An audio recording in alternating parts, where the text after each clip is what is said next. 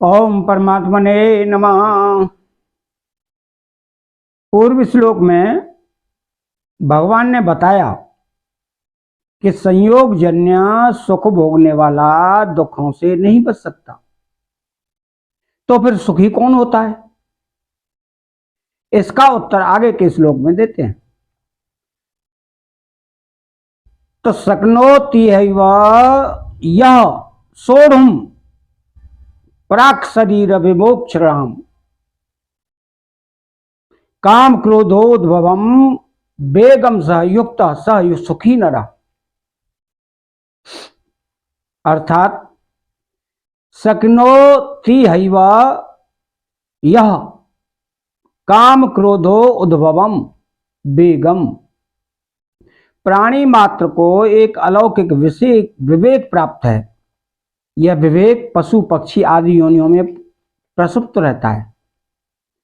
उनमें केवल अपनी अपनी योनि के अनुसार शरीर निर्वाह मात्र का विवेक रहता है।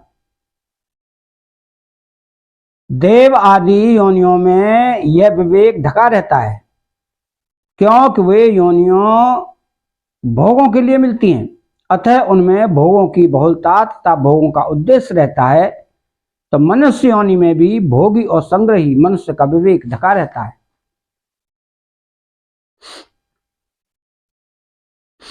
ढके रहने पर भी यह विवेक मनुष्य को समय समय पर भोग और संरक्षण में संग्रह में दुख एवं दोष का दर्शन कराता रहता है, परंतु इसे महत्व न देने के कारण मनुष्य भोग और संग्रह में फंस जाता है। अतः मनुष्य को चाहिए कि वह इस विवेक को महत्व देकर इसे स्थायी बना ले। इसकी उसे पूर्ण स्वतंत्रता है। विवेक को स्थायी बनाकर वह राग द्वेष काम क्रोध आदि विकारों को सर्वदा समाप्त कर सकता है।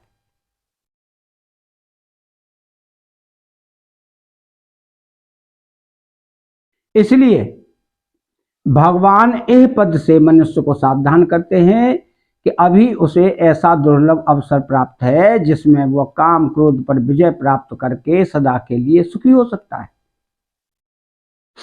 मनुष्य शरीर मुक्त होने के लिए ही मिला है, इसलिए मनुष्य मात्र काम क्रोध का वेग सहन करने में योग्य अधिकारी और समर्थ है।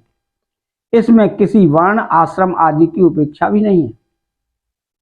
मृत्यु का कुछ पता नहीं है कब आ जाए, अतः सबसे पहले काम क्रोध के वेग को सहन कर लेना चाहिए। काम क्रोध के वशीभूत नहीं होना चाहिए। यह सावधानी जीवन भर रखनी चाहिए। यह कार्य मनुष्य स्वयं ही कर सकता है, कोई दूसरा नहीं। इस कार्य को करने का अवसर मनुष्य शरीर में ही है, दूसरे शरीरों में नहीं। इसलिए शरीर छूटने से पहले पहले ही यह कार्य जरूर कर लेना चाहिए। यही भाव इन पदों में है। उपयुक्त पदों से एक भाव यह भी लिया जा सकता है कि काम क्रोध के वशीभूत होकर शरीर क्रिया करने लगे। ऐसी स्थिति से पहले ही उनके वेग को सह लेना चाहिए। कारण कि काम क्रोध के अनुसार क्रिया आरंभ होने के बाद शरीर और वृत्तियां अपने बस में नहीं रहती।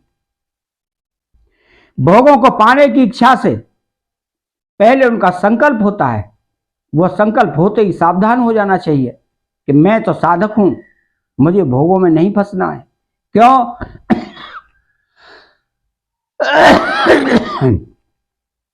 कि यह साधक का काम नहीं है। इस तरह संकल्प उत्पन्न होते ही उसका त्याग कर देना चाहिए।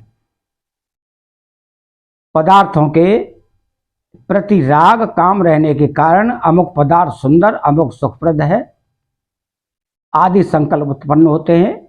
संकल्प उत्पन्न होने के बाद उन पदार्थों को प्राप्त करने की कामना उत्पन्न हो जाती है और उनकी प्राप्ति में बाधा देने वालों के प्रति क्रोध उत्पन्न होता है। काम क्रोध के वेग को सहन करने का तात्पर्य है काम क्रोध के वेग को उत्पन्न ही न होने देना। काम क्रोध का संकल्प उत्पन्न होने के बाद वेग आता है और वेग आने के बाद काम क्रोध को रोकना कठिन हो जाता है। इसलिए काम क्रोध के संकल्प को उत्पन्न न होने देने में ही उपयुक्त पदों का भाव प्रतीत होता है। कारण यह है कि काम क्रोध का संकल्प उत्पन्न होने पर अंतःकरण में अशांति, उत्तेजना, संघर्ष आदि होने लग जाते हैं, जिनके रहते हुए मनुष्य सुखी नहीं कहा जा सकता। परंतु इसी श्लोक में सुखी पदों से काम क्रोध का वेग सहने वाले मनुष्य को सुखी बताया गया है। दूसरी बात यह है कि काम क्रोध के वेग को मनुष्य अपने से शक्तिशाली पुरुष के सामने भय से भी रोक सकता है, अथवा व्यापार में आमदनी होती देखकर लोभ से भी रोक सकता है। परंतु इस प्रकार भय और लोभ के कारण काम क्रोध का वेग सहने से वह सुखी नहीं हो जाता। क्यों? कि वह जैसे क्रोध में फंसा था ऐसे ही भय और लोभ में फंस गया। तीसरी बात यह है कि इस श्लोक में युक्तः पद से काम क्रोध का वेग सहने वाले व्यक्ति को योगी कहा गया है। परंतु संकल्पों का त्याग किए बिना मनुष्य कोई सा भी योगी नहीं होता। इसलिए काम क्रोध के वेग को रोकना अच्छा होते हुए भी साधक के लिए इसके संकल्प को उत्पन्न न होने देना ही उचित है। तो काम क्रोध के संकल्प को रोकने का उपाय है अपने में काम क्रोध को न मानना। कारण कि हम स्वयं अब रहने वाले हैं और काम क्रोध आने जाने वाला है, इसलिए वे हमारे साथ रहने वाले नहीं हैं। दूसरी बात, इस काम क्रोध को अपने से अलग रूप से भी जानते हैं। जिस वस्तु को हम अलग रूप से जानते हैं वह वस्तु अपने में नहीं होती। तीसरी बात, काम क्रोध से रहित हुआ जा सकता है। काम क्रोध वियुक्ता नाम इतर विमुक्ता, इनसे रहित वही हो सकता है जो वास्तव में पहले से ही इनसे रहित होता है। चौथी बात, भगवान ने काम क्रोध को रोग जो राग द्वेष के ही सूक्ष्म स्थूल हैं, क्षेत्र अर्थात प्रकृति के विकार बताया है। अतः ये प्रकृति में ही होते हैं, अपने में नहीं। क्यों? कि स्वरूप निर्विकार है। इससे सिद्ध होता है कि काम क्रोध अपने में नहीं है। इनको अपने में मानना मानो इनको निमंत्रण देना है। तो सयुक्तः नरः, अज्ञान के द्वारा जिनका ज्ञान ढका हुआ है, ऐसे मनुष्यों को भगवान ने इसी अध्याय के 15वें श्लोक में जंतु जंतवः कहा है। यहां काम क्रोध का वेग सहने में समर्थ मनुष्य को नरः कहा है। भाव यह है कि जो काम क्रोध के वश में है वे मनुष्य कहलाने योग्य नहीं है।